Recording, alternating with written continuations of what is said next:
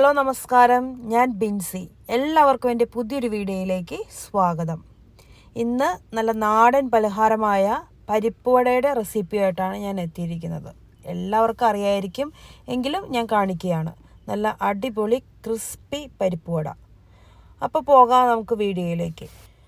അപ്പോൾ പരിപ്പുവട ഉണ്ടാക്കാനായിട്ട് ഞാനിവിടെ ചന ദാളാണ് ഉപയോഗിച്ചിരിക്കുന്നത്. അത് 2 കപ്പ് നന്നായിട്ട് കഴുകി ഒരു 4 മണിക്കൂർ വെള്ളത്തിൽ കുതിർത്തിയത് ഒരു അരിപ്പയിലേക്ക് മാറ്റി വെള്ളം വാലാനായി മാറ്റി വെക്കാം. ഇനി നമുക്ക് അതിലേക്ക് വേണ്ടിയിട്ടുള്ള വലിയ കഷ്ണം ഇഞ്ചി, ഒരു 2 വറ്റൽമുളക്, ഒരു 5-6 പച്ചമുളക്, ഒരു 2-3 തണ്ട് വേപ്പില, ഒരു 10-20 ചെറിയ ഉള്ളി ഇല്ലെങ്കിൽ നമുക്ക് സവോള ഉപയോഗിക്കാം.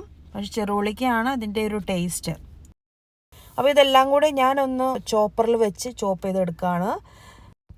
അല്ലെങ്കിൽ കൈ കൊണ്ട് തന്നെ വളരെ നൈസായിട്ട് നമുക്ക് ചോപ്പ് ചെയ്തെടുക്കാം. എല്ലാം കൂടെ ചോപ്പ് ചെയ്തത് നമുക്കൊരു പാത്രത്തിലേക്ക് ഇടാം. അതിലേക്ക് ഞാനൊരു 1/2 ടീസ്പൂൺ പെരുംജീരകം പൊടിച്ചതും 1/2 ടീസ്പൂൺ കായം പൊടിയും കൂടെ ചേർത്ത് ആവശ്യത്തിനുള്ള ഉപ്പും ചേർത്ത് നമുക്ക് നന്നായിട്ട് ഒന്ന് ഇളക്കി മാറ്റി വയ്ക്കാം. ഇനി നമ്മൾ വാലാൻ വെച്ചിരിക്കുന്ന പരിപ്പിൽ നിന്നും ഒരു 2-3 ടേബിൾ സ്പൂൺ മാറ്റി വെച്ചതിന് ശേഷം ബാക്കിയുള്ള പരിപ്പ് നമുക്ക് സെയിം ചോപ്പറിൽ വെച്ചോ അല്ലെങ്കിൽ മിക്സിയിൽ വെച്ചോ ഒന്ന് ചതച്ചെടുക്കാവുന്നതാണ്. മിക്സിയിലിട്ട് അരച്ചെടുക്കുമ്പോൾ ഭയങ്കരമായിട്ട് അരഞ്ഞു പോകാതെ നോക്കണം. അപ്പോൾ ബാക്കിയുള്ള എല്ലാ പരിപ്പും നമുക്ക് ഇതുപോലെ തന്നെ ഒന്ന് ചതച്ചെടുക്കാം. ഇനി അതിലേക്ക് നമ്മൾ മാറ്റി വെച്ചിരിക്കുന്ന മുഴുവനെയുള്ള പരിപ്പും കൂടെ ഇട്ട് കൊടുത്ത് എല്ലാം കൂടി ഒന്ന് മിക്സ് ചെയ്തെടുക്കാം. ഉപ്പും കായപ്പൊടിയുടെ ടേസ്റ്റൊക്കെ നോക്കുക, എരിവ് നോക്കുക. ഈ എരിവ് കുറവുണ്ടെന്ന് തോന്നുകയാണെങ്കിൽ 1-2 മുളകും കൂടെ ചതച്ചിടാം, അല്ലെങ്കിൽ നമുക്ക് ചില്ലി ഫ്ലേക്സ് ഇട്ടാലും കുഴപ്പമില്ല. എല്ലാം റെഡിയാക്കി വെച്ചതിന് ശേഷം നമുക്ക് ഇത് വറുത്തെടുക്കാനുള്ള എണ്ണ ചൂടാക്കാനായിട്ട് വെക്കാം. ഇനി പരിപ്പുവട ഓരോ ബോൾസായിട്ട് എടുത്ത് നമ്മുടെ കൈപ്പത്തിയിൽ വെച്ച് നമുക്കൊന്ന് പരത്തിയെടുക്കാം. വളരെ കനം കുറച്ച് പരത്തുന്നതാണ് നമ്മൾ വറുത്തെടുക്കുമ്പോൾ നല്ല ക്രിസ്പി ആയിട്ട് കിട്ടുക. അപ്പോൾ ഇതുപോലെ നമുക്ക് പരത്തി അത് എണ്ണയിലിട്ട് വറുത്തെടുക്കാം.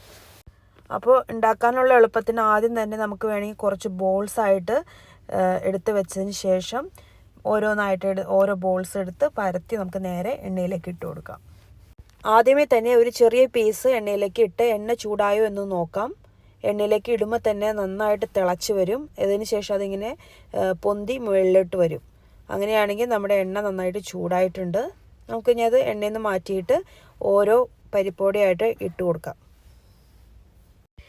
പരിപ്പുവടയുടെ വലിപ്പം ഓരോരുത്തർക്കുടെ ഇഷ്ടമനുസരിച്ച് വലുതാക്കുക ചെറുതാക്കുകയൊക്കെ ചെയ്യാം. പക്ഷേ ചെറിയ പരിപ്പുവട നന്നായിട്ട് ക്രിസ്പി ആയിട്ട് എടുക്കുമ്പോഴാണ് കൂടുതൽ ടേസ്റ്റായിട്ട് എനിക്ക് തോന്നിയിട്ടുള്ളത്. ഓരോരുത്തർക്കുടെ ഇഷ്ടമനുസരിച്ച് വലിപ്പമൊക്കെ തീരുമാനിക്കാം.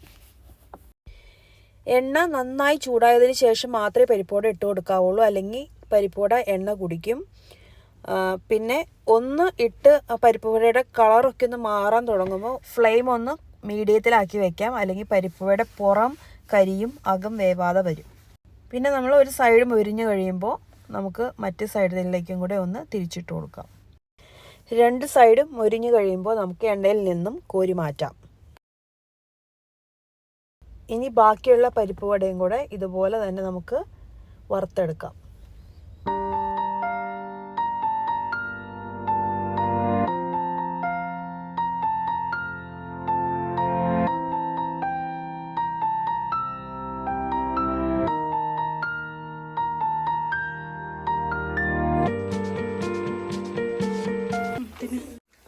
ടേസ്റ്റി അമ്മ.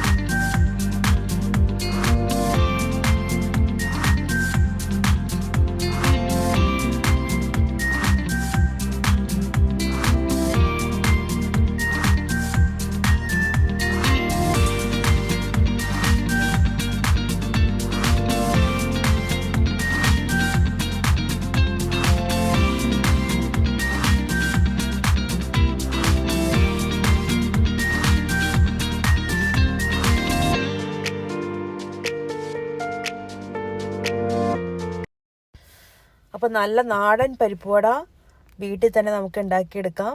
വൈകുന്നേരം നല്ല കട്ടൻ കാപ്പിയും പരിപ്പുവടയും കൂടെ നമുക്ക് കഴിക്കാം. കടയിലൊന്നും മേടിക്കാൻ പോകാൻ നിൽക്കണ്ട. അപ്പോൾ എല്ലാവരും ഇതുപോലെ ഒന്ന് ഉണ്ടാക്കി നോക്കൂ, അഭിപ്രായങ്ങൾ അറിയിക്കൂ. ഇഷ്ടമായാൽ വീഡിയോ ലൈക്ക് ചെയ്യാനും ഷെയർ ചെയ്യാനും മറക്കണ്ട. ആരെങ്കിലും സബ്സ്ക്രൈബ് ചെയ്യാതെയാണ് വീഡിയോ കാണുന്നതെങ്കിൽ please subscribe and support me. അപ്പോൾ വീണ്ടും മറ്റൊരു വീഡിയോയുമായി കാണും വരെ ബൈ, ടേക്ക് കെയർ.